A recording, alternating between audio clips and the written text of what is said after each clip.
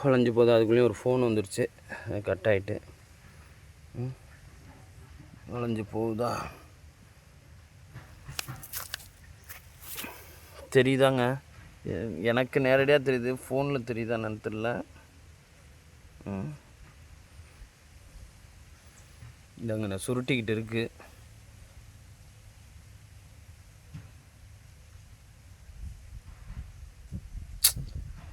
அப்பா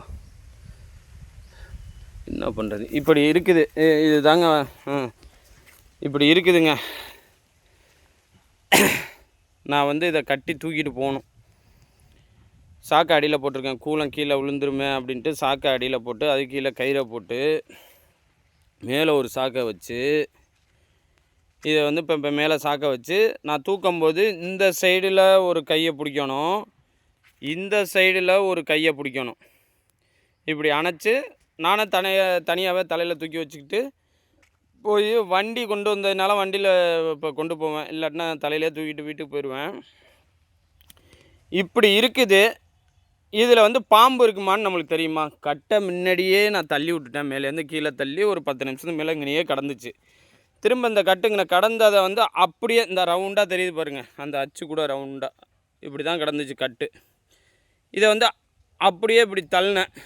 இப்படி தள்ளினோன்னே இந்த சாக்கில் வந்து அப்படியே விழுவுறாப்புல தள்ளிட்டு இப்படி கட்டை அந்த சாக்கை கீழே இருக்கிற சாக்கை மேலே எடுத்து வைக்கலான்ட்டு போகிறேன். அப்படியே நம்ம பாதத்துக்கு அப்படியே இந்த கட்டு ஓரத்துலேயே அப்படியே வளன்ட்டு அப்படியே போகுது. பாம்போடையே வாழ்கிறாப்புலே இருக்கு. இப்போ இந்த அங்கே தான் சுற்றின்னு இருக்குது, இந்த வளன்னு இருக்குது. உங்களுக்கு தெரியுமா என்னன்னு தெரில. நம்ம ஒரு குச்சி எடுத்து காமிக்கிறேன். இந்த இருக்காப்புல ஒரு குச்சி நம்ம அங்கனைக்காங்கன்னா ஒரு குச்சி தான் கிடக்கு. வலுவாக ஒரு போடு போட்டோம்னா போயிடும். இருந்தாலும் அது போட்டுச்சுன்னா நம்ம போயிடுவோமே. என்னங்க பண்ணுறது, விவசாயிகளோட வாழ்க்கை. நான் முன்னாடி பார்த்தேன், இதை பாருங்கள், இந்த வர்றாப்புலையா, இந்த தெரிகிறாப்புலையா. இப்போ இங்கே கையை வச்சு நான் தூக்கணும். என்ன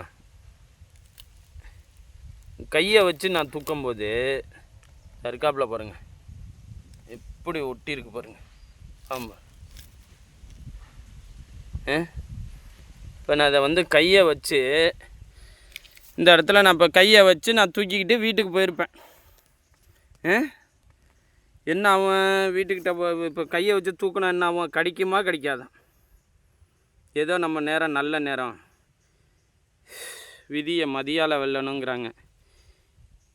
மதிங்கிறது விதிக்குள்ளே தான் அடங்குது. நீ எப்படி யோசித்தாலும் அது விதி தான். அந்த நேரத்தில் நீ ஜெயித்தாலும் விதி தான், அந்த நேரத்தில் தோற்றாலும் விதி தான். ஆனால் மதியால் வெல்லலாம், மதியால் வெண்டுட்டா விதியை வெண்டுட்டான்னு அர்த்தம் இல்லை. அப்பையும் விதி தான் வெல்லுது. அதனால் விதி நம்மளுக்கு கொடுக்கப்பட்ட டைம். இந்த ஆத்மா இந்த பிரபஞ்சத்தால் உருவாக்கப்பட்டது, இறை சக்தியால் அது வந்து நம்மளை காப்பாற்றப்படுகிறது, பாதுகாக்கப்படுகிறது. அதுதான் உண்மை.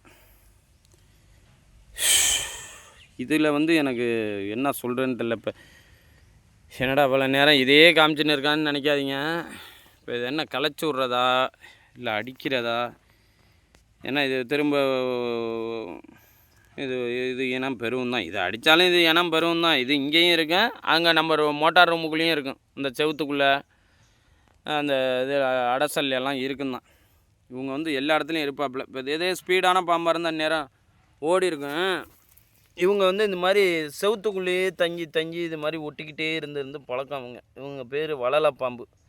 எனக்கு தெரிஞ்சு நான் ஒரு 10 வருஷத்துக்கு முன்னாடி சென்னை கிண்டி சிறுவர் பூங்கா பாம்பு பண்ணைக்கு போகும்போது வளலை பாம்பு விஷமற்றதுன்னு போட்டிருந்துச்சு. விஷம் உள்ளது விஷமற்றதுன்னு அதிலே எழுதியிருப்பாங்க. கிட்டத்தட்ட 10-15 வருஷம் இருக்கும். நான் திரும்ப 10 வருஷத்துக்கு இருக்கும். திரும்ப நான் இன்னும் போகல. இப்போ இது என்ன பண்ணுறது?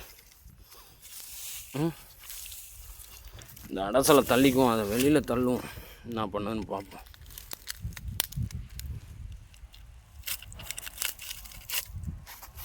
ஃபுல்லாப்பா கிளம்புறாப்புல,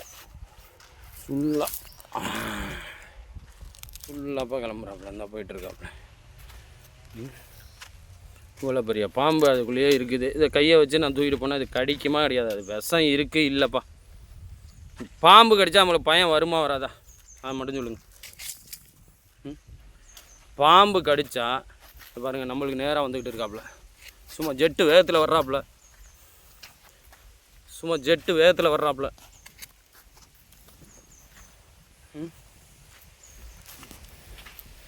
பாம்பு கடித்தா விஷமா விஷம் இல்லையா அதை மட்டும் சொல்லுங்கள். இவ்வளோ பெரிய பாம்பு அதில் இருக்குது. 10 நிமிஷத்துக்கு மேலே அந்த கடலை ஓடி பொருளையே இருக்குது. பாம்பு கடிச்சிட்டாலே பாதி அலர்ஜிலேயே நம்மளுக்கு உடம்பு வேலை செய்யாதாங்க. பயப்படாமல் தானேங்க ஒவ்வொன்றையும் ஹேண்டில் பண்ணணும். இந்த பாம்பு இங்கே பாருங்கள் கோவப்பட